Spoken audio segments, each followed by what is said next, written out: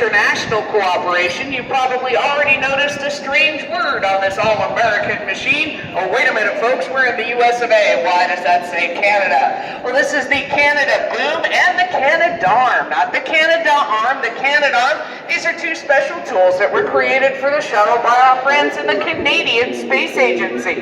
The Canada Boom was a later addition to the shuttle toolkit, which enabled us to see the full exterior of the orbiter to check for any damage, and the Canadarm was a revolution in what we could do with capture and deployment of objects in space, and eventually changed the way we did EVA, or spacewalks. It's called the Canadarm because it's shaped like an arm. We've got a socketed shoulder, elbow, and a wrist.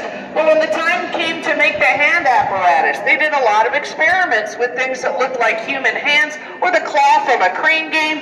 All of those things in microgravity, they discovered were just as likely to push away whatever they were trying to capture as to secure it. So what's actually inside that cylinder is a system of wires. Those wires extend out and close around whatever we're trying to grab, like an aperture. We've also got a camera there so we can see what we're doing, but the revolution in spacewalks came later on. Back there you can see a second Canadarm with a model of an astronaut standing strapped into a little metal plate. Believe it or not, that doesn't seem like that major of a change, but if you put yourself in mind of an astronaut doing an EVA just tethered loose in space, or even using a jetpack like that model over there, as soon as you grab onto something to steady yourself and begin work, you've lost that hand for working with, and that becomes your pivot point, your fulcrum. Very difficult to work. Just that little stabilizing platform enabled them to have both hands free and do a lot more delicate work. There's also a Canadarm on the International Space Station. So we're going to shift on down here and look at the exterior. I do need to ask folks, please do not sit or stand on this ledge. I know it's tempting, but it is not rated as a seat. I do want to draw your attention, though, to the wallpaper underneath that ledge. That's a pictorial representation of the heat shield tiles that you heard so much about in the pre-show theater. You'll see plenty of those tiles in just a few moments when we go to the other side of the shuttle orbiter. But taking a look at those right there, now the tiles are made of 90% air and 10% silica or sand. So they're very lightweight and very porous. During the journeys to and from space, those porous sponges would get lodged with toxic substances.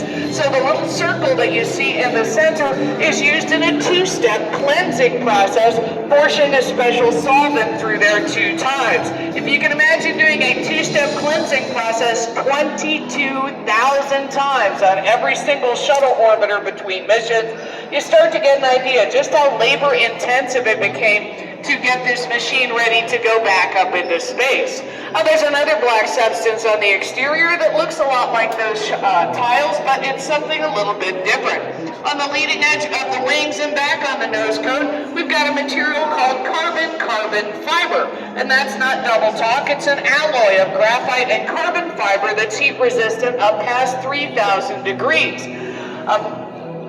Pardon me, because the leading edge of the wings and the nose cone experience the most friction returning to Earth during that deorbit burn, that's where we use that special material. It's also really expensive and kind of hard to work with, so that's why we don't just build the whole shuttle out of carbon fiber.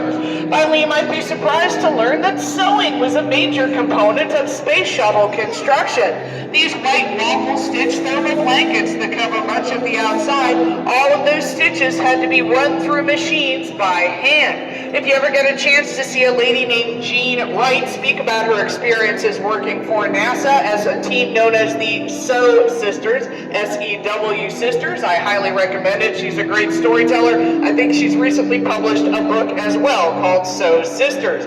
And she's often asked what NASA gave them to start working on this project. Well, they gave them the blanket material, which actually starts out bright pink. That way it's easier to see the white thermal thread as you run it through the machine. So they got the pink blankets, the white thermal thread, and NASA also did them the favor of making them some special needles to use for this project.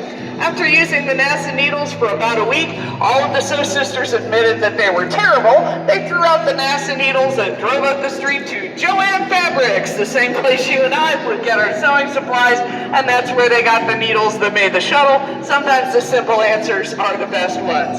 So we're going to take a short swing around here and look at the engines. My favorite description of the Space Shuttle is from astronaut story Musgrave. He described it as being like a beautiful butterfly strapped to the tip of a bullet. Now the butterfly reflects the delicacy and complexity of the shuttle orbiter, and the bullet is the power needed to get this machine up into space. Those two SRBs, the solid rocket boosters, and that big fuel tank that powered these engines. But once again, we've got a problem with heat. These engines would put out about 6,000 degrees, way too hot for many metals to withstand repeatedly. However, we're using super cold liquid fuels, liquid oxygen, liquid hydrogen. What if we funnel those fuels through hoses around the engine bells on the way in to be burned up, essentially using the fuel as a coolant and creating some of the most efficient engines ever built? Again, hundreds of patents and a lot of ingenuity going into every part of the Space Shuttle.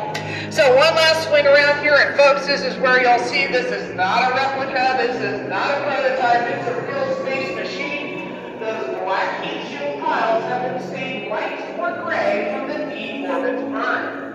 Of course, that you need to make sure to ask folks to stay up against the wall. Do not block this area. It is the main egress to get out. We will be having another group coming out of the theater in just a moment.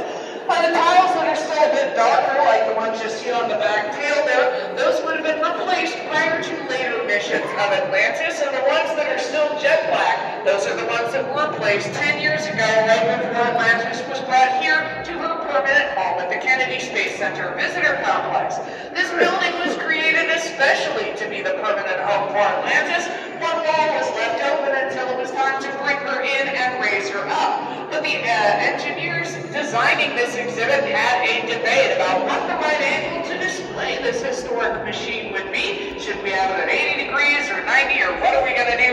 One of them had the perfect idea. It's got to be 43.21 degrees. Well, why is that the right number? Well, folks, that makes it 4, 3, 2, 1. We're always counting down here on the Space Coast. In fact, back in the 1990s when I was a student at Satellite High School in Satellite Beach, Florida, we needed a new area code here in Brevard County. Local scientist Ozzy Osmond had the winning solution, and that's why today you all are up in the 3, 2, 1. So we're very pleased to be the home of Atlantis, but of course she was one of 8